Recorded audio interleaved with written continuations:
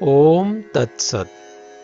आज हम लोग श्रीमद् भगवद गीता के दूसरे अध्याय के 19 क्रमांक के श्लोक के ऊपर भगवान श्री ज्ञानदेव महाराज जी ने लिखी हुई ओवियां देखेंगे।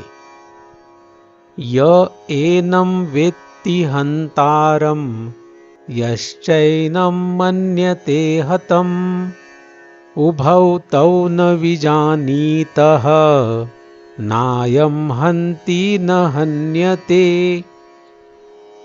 तू धरूनी देहाभिमानाते दिठी सूनी या शरीराते मी मारिता हे मरते म्हणतु आहासी।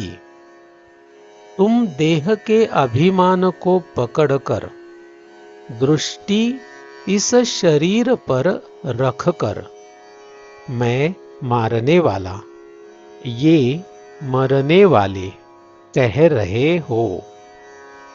तरी अर्जुना तू हे नेणसी, जरी तत्वता विचारीसी तरी वधिता तू नभेसी, हे वध्य नभती।